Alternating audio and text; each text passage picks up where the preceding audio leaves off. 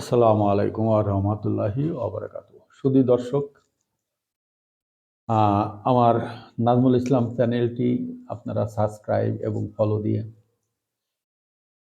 আপনারা সাথে থাকবেন এবং সেই সাথে আমার চ্যানেল থেকে আপনাদের সবাইকে শুভেচ্ছা রইল। আজকে আমি যে বিষয়টা আলোচনা করব সুধী দর্শক, সেই বিষয়টা হচ্ছে আমাদের দেশভাগ। আমাদের দেশভাগটা যখন হয়েছে তখন আমরা অনেক ইতিহাস কিন্তু আমাদের নতুন প্রজন্মকে আমরা কিন্তু ভালোভাবে বুঝাইতে পারিনি। আমাদের এই নতুন প্রজন্মকে এক শ্রেণীর মানুষ উল্টাপাল্টা বোঝাচ্ছে। আমি ছোট্ট একটা উদাহরণ দিয়ে কথাটা শুরু করছি।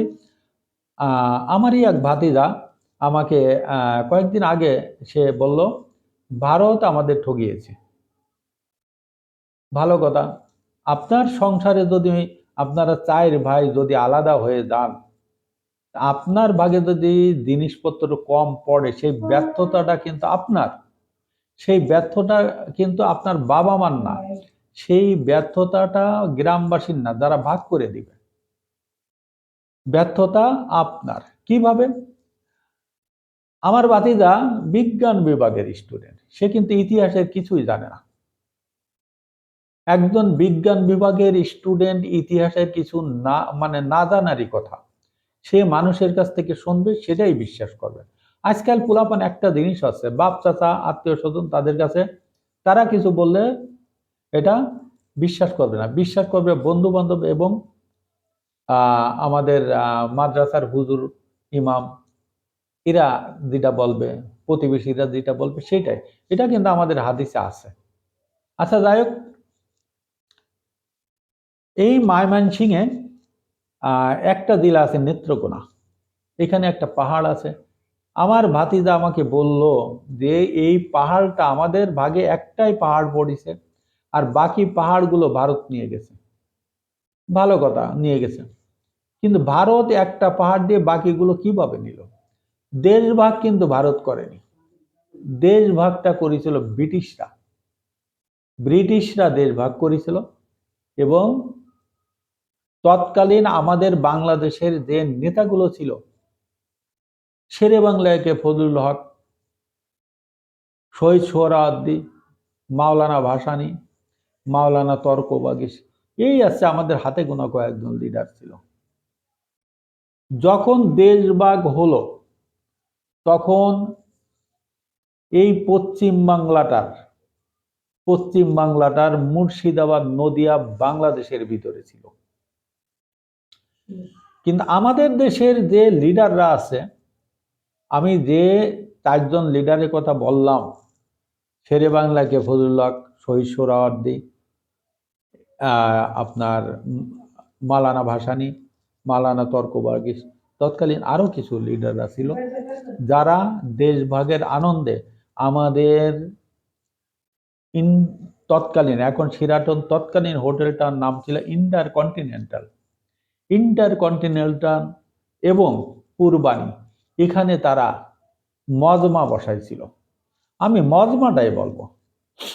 দেশভাগের আনন্দে আত্মহারা হয়ে গেছিল, আর সেই আত্মহারার মুহূর্তে পাকিস্তানি জাতির পিতা, যাকে আমরা বলি, আমাদের দেশের হুজুররা পাকিস্তানের জাতির পিতা মানে, কিন্তু আমাদের বাংলাদেশের জাতির পিতা মানে না।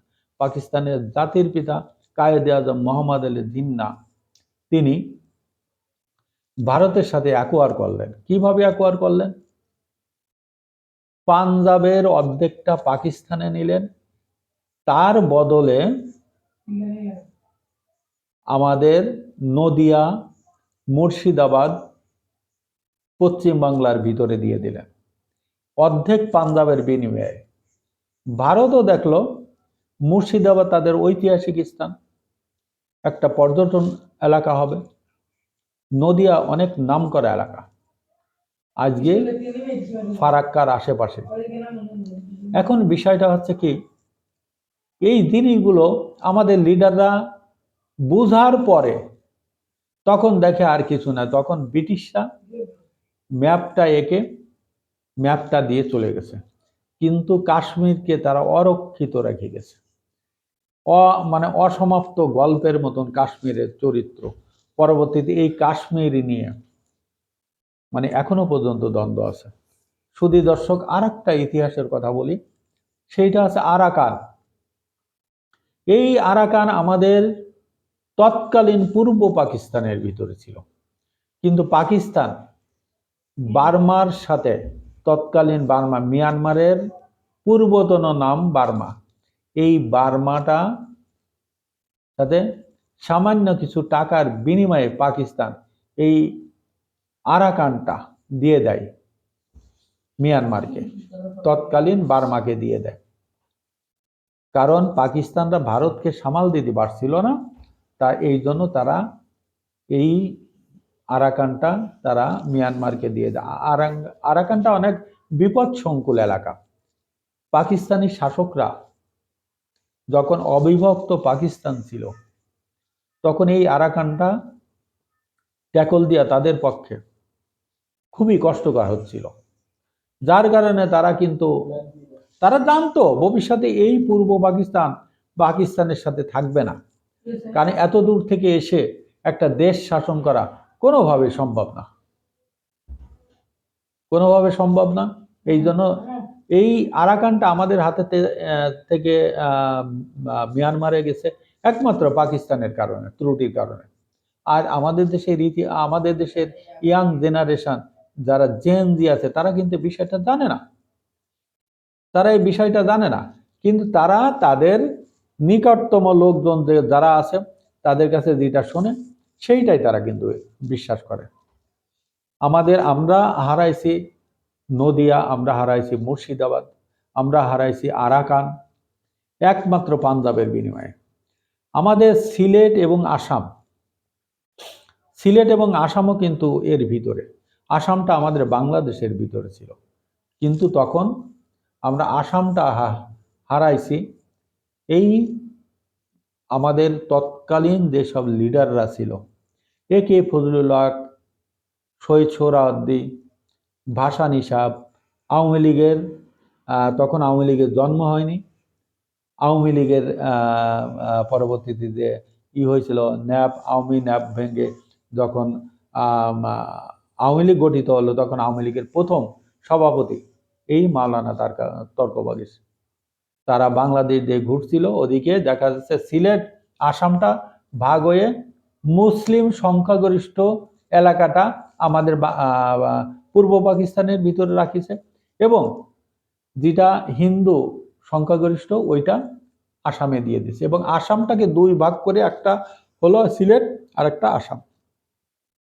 এই হচ্ছে আমাদের তৎকালীন নেতাদের একটা মানে কি বলবো, স্বেচ্ছাচারী একটা নীতি গ্রহণ করে তারা স্বেচ্ছাচারী হয়ে দেশটাকে তারা ভাগ করে খণ্ড করে দিছে, এবং আমাদের বাংলাদেশটা একটা হাতের তালুতে নিয়ে আসছে। এত ছোট হয়েছে, এত ছোট দেশে এত জনসংখ্যা।